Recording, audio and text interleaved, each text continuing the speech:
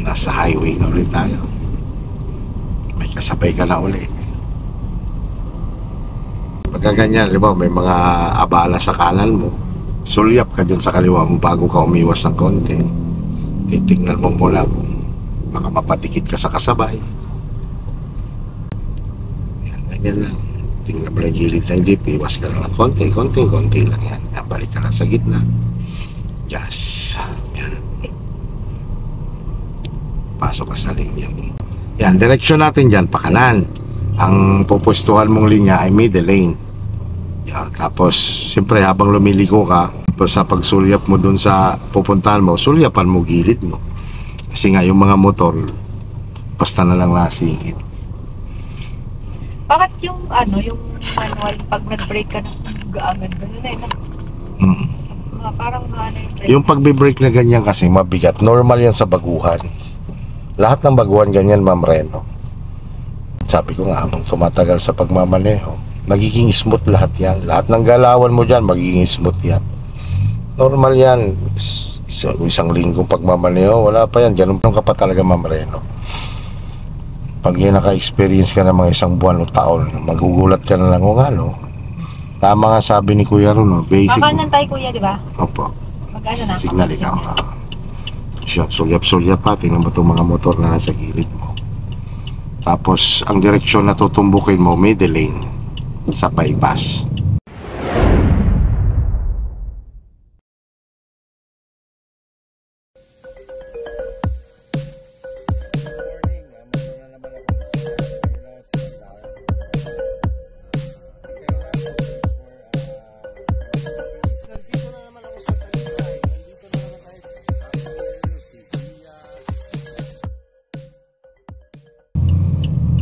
Gas. Yan.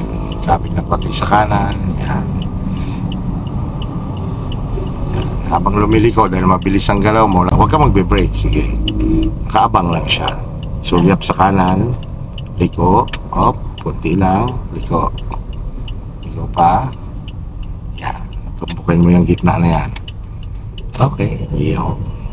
Diyan na-enjoy si Ma'am Yani sa kanyang automatic car na driving lesson. Mas magaan siya. Walang pressure. Hindi siya naman mula ngayon, o tamo. Grabe. Nung nag-manual kami, talagang bawat liko bawat nasa traffic ang iniisip niya, sana huwag ako mamatay. Yun talaga yung pinaka-struggle ko sa manual.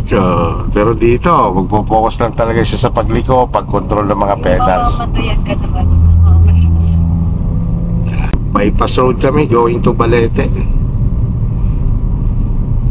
So ipa-absorb lang natin talaga, ipa-absorb ka, Ma'am Yani, ang driving. Yan, pagkaganyan, may nag-attempt na pumasok, pakiramdaman mo, pwede mong businahan o pwede mong ilawan. Basta dito sa ganitong takbuhan na ang iiwasan mo, yung magpo-full stop ka bigla na wala naman dahilan. Parang pag nagulat ka, mga katulad yan, kumukurve ka, slow down lang yan. Tayo nagbalete na rin ng manual, di ba? Yes. Okay, nasiraan nata ito. Nagkabanggaan pa. Stop, kabig lang na konti sa kaliwa. Oo, sigurado. Isala na lang naman. Sige, pasok ka sa kaliwa. Gas. Oh, dandahan. Sige, gas ikaw, gas. Sige pa, mabali yan. Sige, gas na ikaw. Clear na yung unahan mo. Nagkaroon ka pa ng bayarin. Bitaw lang muna sa brake. Pagkagalaw-galawin mo lang muna siya. Okay, pag clear na unahan mo, gas na ikaw. Gas na. Sige, gas na ikaw. Yan, tuloy-tuloy na ikaw. Tuloy-tuloy na makiramdam sa paligid.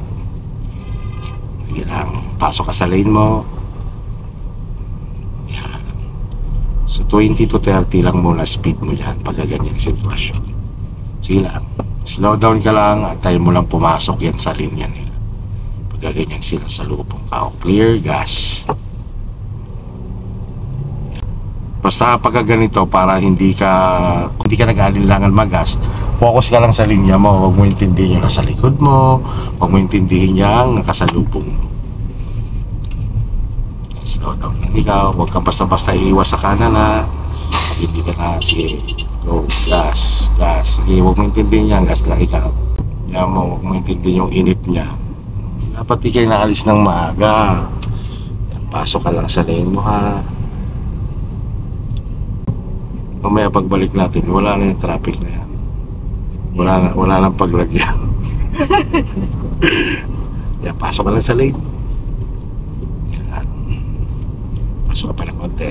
Yan. Sulyapan mo kanan mo kung pasok ka na ba. Kanan, sa kanan ka susulyap. Pasok ka sa kaliwa, pasok sa kaliwa. Yan. Pagka sinusulyapan mo siya, huwag mong gagalawin si Malubela. Pagka iayusin mo, doon mo lang a-action na lang Malubela mo. Halimbawa, ganon, nag-minor ka na o nag-slow down ka na. Panindigan mo na yon, pagbigyan mo na siya. Okay. Para ma-recognize niya na pinagbigyan mo siya, di ba tumigil ka? Pero parang hindi siya nakibo. Pwede mong pitikan ng ilaw or businahan. Ganon yon. Kasi nakikiramdam din siya sa'yo, ibigyan mo ba siya ng tuluyan? So, dito sa lugar na to, ang na-encounter natin dito, maraming nakaparada, maraming tao. So, not more than 40 muna tayo pag residential. Tapos, pansinin mo ang kalsada pababa. Hindi ka dapat masyado nagagas. Tapos, para maiwasan mo yung sudden stop, yung biglaang preno, malayo pa lang, nabitaw ka na sa gas, nakapatong na ang paa mo kay brake.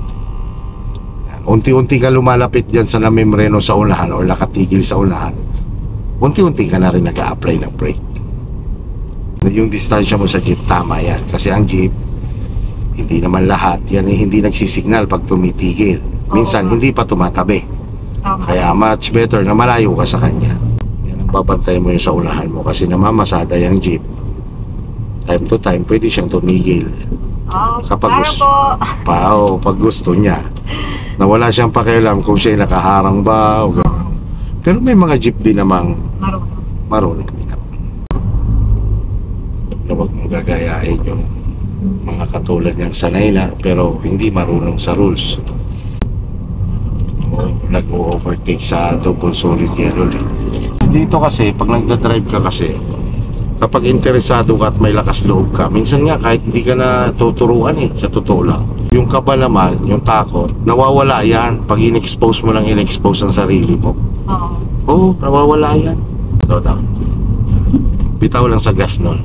Bitaw sa gas. Huwag po full brake ha. Kasi yun naman, kaya naman iniiwasan natin mag full brake. Lalo-lalo kapag mayroon tayong kasabay na nasa likod. Magugulat ba? Bitaw lang, tapos ramdamin mo lang, dadampihan mo lang unti-unti ang brake mo. Kapag ganyan naman, sige lang, diretso lang ikaw, busina, bago lumagpas, busina. Yan. Kung ina-warningan mo siya. Isa ko estudyante, antayin nyo talaga akong gumaling. Sabi ko, wag ganon ka. Wag ganon, kahit ikaw isa na ina, maging pasensyoso ka pa rin sa kalsada. Kasi ikaw yung may alam, ikaw yung marunong, ikaw yung may disiplina sa sarili. Huwag mo ililipin ang sarili mo sa kanila. Kapag ang isang pagkakamali, sinabayan mo ng pagkakamali, ano mangyayari? Diba? Dito naman, sa pagdadrive, kailangan syempre dito si pakiramdam. Laging kailangan yan. Kasi nakakamdamin mo yung bilis mo. Tapos pag sanay ka na, minsan parang hindi ka na nakukontento minsan sa takbo mo. Parang mas gusto mo. Ang aking magiging advice lang sa'yo doon, lagi talaga pa rin i-maintain yung awareness pa rin sa speed. Alam mo dapat yung mga lugar na ganito lang dapat ang speed. Katulad niya, nakikitaan mo na maraming nakaparada, may mga naglalakad, slow down ka dyan. Sa expressway, kailangan nasulyap ka sa dashboard mo kasi baka mamaya ikaw ay enjoy ka sa speed mo, hindi mo pala namamalayan, ikaw ay nasa 120 ka na. O di pag naispatan ka, na camera ka or na baril ka ng camera nila, speed gun nila, huli ka. So problema, ticket yun. Mahirap magka-record ang lisensya,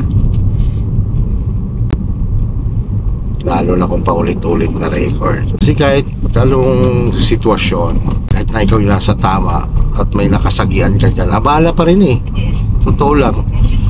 Oo, alam mo ba Ma'am Yani, sa mga ganyang sitwasyon, kaya talagang ako, kahit alam kong tama ako, nagpapaubaya talaga ako. Akala kasi. Ang hirap kaya, karanasan ko yan Isipin mo, pag pupunta kayo sa traffic bureau, kung hindi kayo magkakaayos, gagawa kayo statement, magpapapicture, basta maraming proseso na gagawin. Alam mo, malaki ang damage, ipapasok sa insurance, yung mga ganyan-ganyan, ang daming dokumento. So paahon tayo ngayon, more on accelerator control naman to. Pag nasa zigzag ka na, kung wala naman dahilan para mamreno, hindi mamimreno. Kumbaga, bibitawan mo lang si gas, babagal siya, no? Kasi nga paahon, accelerator control. Ang posisyon naman ng gear natin, lagay mo na siya sa kaagad sa drive 3. Kasi paahon tayo. So hold the brake, hold mo brake, drive 3. Kabig papunta sa'yo. Yan. Bitawan mo si handbrake. Yan. So wag mo nang gumalaw, pakiramdaman muna natin yung paligid. Lalo na yan, may nabuelta na kotse. Patay na si hazard. Yan. Bitaw lang sa brake yan. Sige, bitaw sa brake. Walang gas ha. Sige lang, bitaw lang. Iwasan mo lang siya. Naka-hazard siya. Ibig sabihin, tumigil. Yan. Yatin sa kaliwa. Sulyap sa kanan. Sulyap sa kaliwa. Sige lang, bitaw lang. Galaw lang, galaw. Sulyap sa kaliwa, wala. Sulyap sa kanan, wala. Sulyap sa unahan, mayroon. So focus na sa unahan at kumbaga almost natawid mo na ang intersection. Okay, gas na ikaw. Yan. So more on gas control yan. Sige, tuloy-tuloy sa gas. Ito naman more on gas. Kanina more on brake tayo, di ba? Yan. So kailangan natin ng enough na paggagas. Alala ko dito tayo namatayan kuya nung ano. Oo, okay lang yan. O, ano lang ulit. Clutch brake. Hindi mo makalimutan yung mga activities natin sa manual, ha? Okay na. Alam na. Dinig mo yung mga boses ko hanggang bahay, no?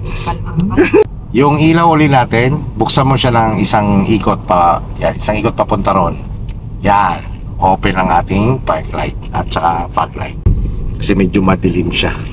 Kahit maaga pa, wala pang alas 5, 4:30 lang, pero madilim na. Gas control lang gagawin mo dyan, ha. So i-try mo lang muna sa 20 km/h. Umahon ang gas. Yan. Gas. Yo. Gas. Yan. Miliko, bitaw gas. Tuloy lang ikot na manabela. Pag susubra, gamitin mo dyan ang hantuhan. Tanda mo pa yung hantuhan natin? Yun. Sige. Pero baka sabihin mo, ano nga yung hantuhan? Para hindi masyado lumalaki ang kabigan ng manibela. At pag may makakasabay na overtake yan sa kanan, so stay on your lane ka talaga. Hill naman, uphill road naman kami ni ma'am. Yan. So ito sa mga estudyante nating simula talagang dumating itong hindi marunong mag-drive. Ngayon, ito na siya. May license na yan. Yan. Manual ang license. Masyadong pipiit ng malubela, depende mo sa hugis ng kalsada. Yan. Sige gas. Basta focus ka sa pagpihit ng malubela. Okay, sige, gas lang ikaw.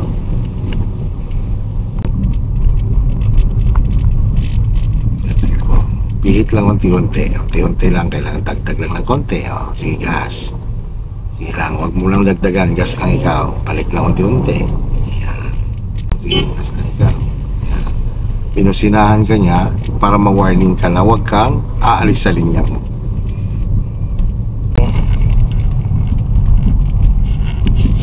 So mamaya bigyan lang kita ng reminder dito sa kapag ikaw ay may sinusundan katulad ng jeep, di ba?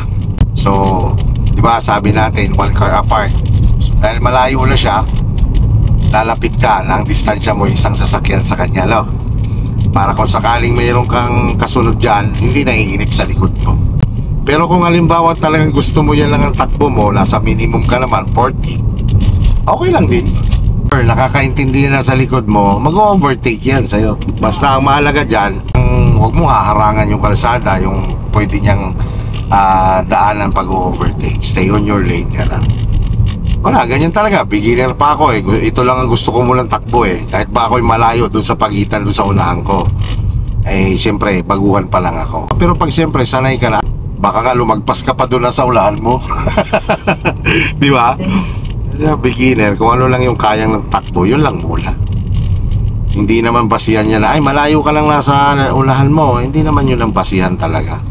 Kasi nga, beginner pa lang. Pag as a beginner, tatakbo ka lang ng kaya mo lang speed.